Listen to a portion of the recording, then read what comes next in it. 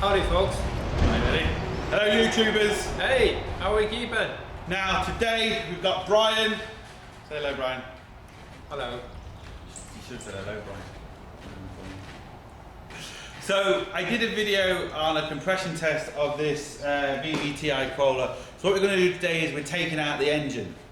Now there's two of us here and we obviously got on the lift to make it a little bit easier. But basically the easiest way we're going to do it is we're going to take the engine and the gearbox out as one lump. It's just easier, especially when putting it back.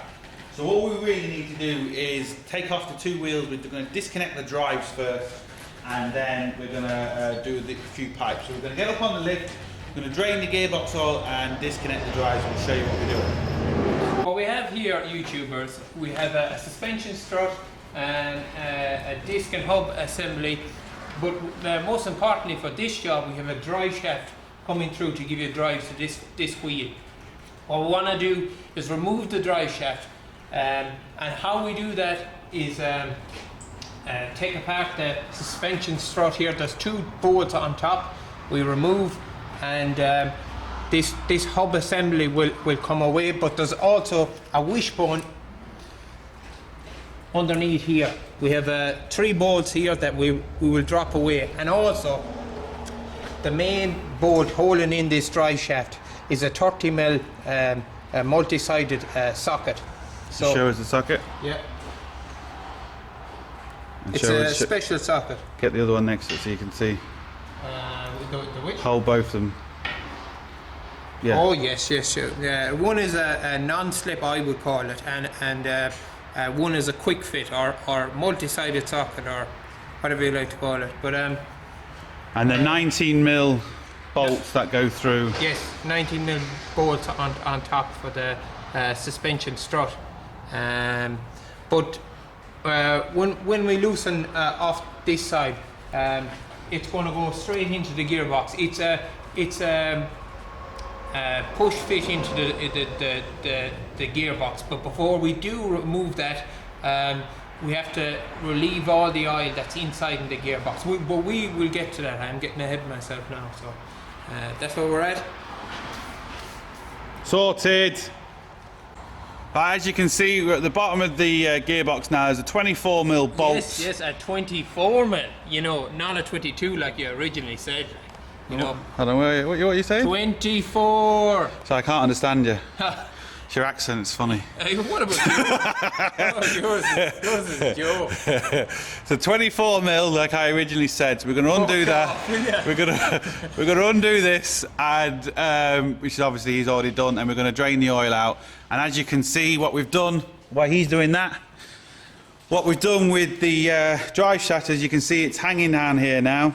So this drive shaft is basically hanging out, ready to pull out, but we need to drain the oil before we pull the drive shaft out, and then we're sorted. Into this, yeah? Into that, yeah. And then the best thing to do is when you have it out is just put a bolt back in the top just to stop any strain or anything hurting the actual hub before you put it back on. Looks like you're concentrating there. Yeah, well, I have to get it all in the container, mate. Oh, careful, careful. Yeah, it's a bit dodgy. Careful. Here. Any French women out there, by the way? Brian loves French women, just to let you know. So yeah, well, it's... any French birds out there that, you know, want Brian, this fine specimen of, yes, of a human. He's there, so yeah, write a comment. I am human, just let get that clear. Just. So write a comment below if you're French and you fancy him. Yeah, well, I mean... So that's French men and you fancy him. Get the... Right, we have the drive shaft out, and obviously the driver's side one is longer because obviously the gearbox is further away, so you know you have one long drive shaft and one short one. I hope I don't mess this up. Yeah. Like the last one. Anyway, go on. Yeah. Now, basically we've got the drive shaft off, so what we're going to do now is we're going to disconnect and remove the battery, and basically we're just going to start disconnecting all the pipes, the water pipes. There's air conditioning, so we'll disconnect the air conditioning. Just things like this. So let's give you come in, like the water pipes here, we have disconnect. The radiator pipes we have to disconnect. The throttle linkage we have to disconnect. Obviously take out the battery, and there's going to be a few other little clips and stuff around the engine. So basically what we want to be left with is the 3 engine mounts. You've got an engine mount here, an engine mount at the front, there's one at the back of the gearbox, and there's also one underneath the air filter. So once we've got all the clips and everything moved out of the way, the other thing we're going to have to do, I don't know it's going to be the easiest way yet, is we have to disconnect the exhaust. Now sometimes we might have to go to the back, but what we can sometimes do,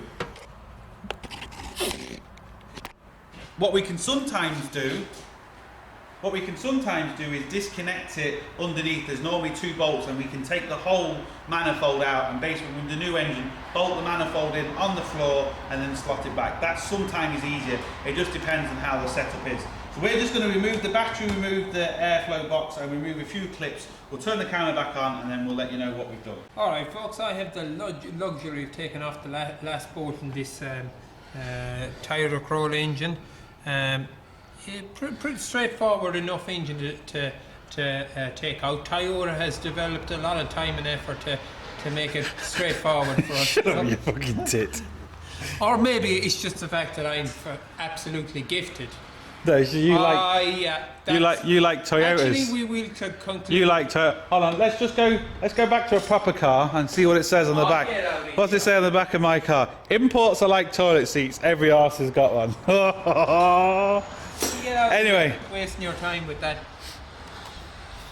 Basically, what vintage piece of automotive historic, that should be like in a museum or something. That's where. Okay, that should be in a museum. Okay, that should be in a museum. Whose car's faster, Brian?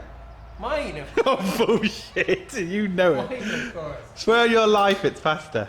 I have spent. Swear. Shit. Is your car faster? Does your car produce more horsepower than mine? Does your car produce more horsepower than mine? Right. Does your car? Yes or no? I'm trying to answer. Yes or no? Yes or no? Yes or no? I don't know. No, it doesn't. You fuck off. You don't. Currently, it's up at the dyno, and it could be. I'd be putting at least 5 or 6, maybe 7 horsepower. Maybe 10. Maybe 10 horsepower. It could actually be producing some serious horsepower. Not as much as mine. So it's all up in the air. No, you see, it's all up that's in a the politician's answer. You're too scared to answer because you know mine produces a lot more. But I cannot lie to you. I cannot lie to you. Well, you are lying at the minute. We don't know. We do know. We do know. I haven't Brian, spoke. we do know. I haven't We spoke. do know. I'm after putting an aftermarket computer. That could have put at least 200 brake horsepower. Oh, what about the go faster strategy? That's another 300. Anyway, right, what we've done, YouTube, is obviously, as you can see, we've disconnected all the wiring loom that basically runs through the engine, that powers the coil packs, it powers the injectors, it powers the alternator, absolutely everything. Like I said, there's no point filming all this because it's basically very simple. It's just clipping out all these clips that are here. Obviously, we showed you taking off the drive shaft. There's a couple of earth straps which you can't see down the engine, and the basically the exhaust right at the back. We were lucky enough just to get 2 bolts on the actual catalytic converter underneath, so we don't have to take the manifold off until the engine is out. And then just the gear linkage cables which are just down there, a couple of bolts, and they're out. Hey, so Leon, was that actually the last bolt? Was that everything off? I think so. Yeah. What about the clutch slave cylinder? Oh, the clutch slave cylinder. Yeah. We now have to take this off. It's just 2 12mm bolts. And once we take that off, we'll turn the camera back on. See, I told you there was one more thing.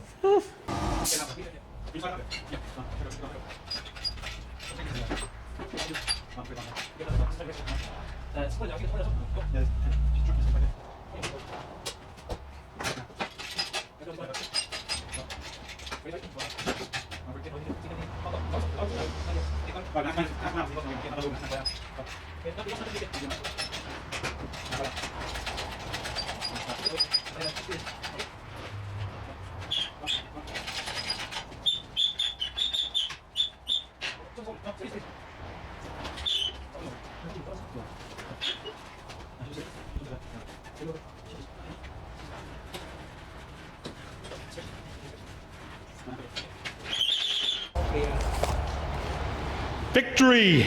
She's out! It's out, Brian. Yeah, it is out. Victory at last.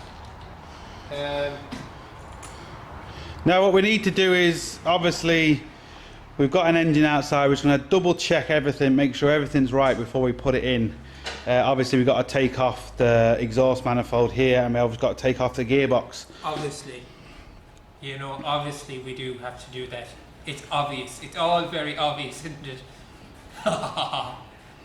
Yes, that's what I have to say. Well, it's not my fault you got a crappy little car, okay? Right. So, listen, don't go just like that's Brandon. Like we're not even talking. You keep bringing it. You keep telling me to get on with the job, but you keep drawing me back to the same. look, it's okay. It's okay. You got just a couple of horsepower. Don't worry about it. So, what we need to do is we're just going to double check this with the engine we got to make sure it's right, and then we'll do that. But I'm going to leave this for part one because there's no point doing it. It'd be too long and boring otherwise. So it's going to be part one of removing an engine. So look, hope it helps. Thumbs up the video and subscribe, and don't forget to get your hands dirty. See you for the next one.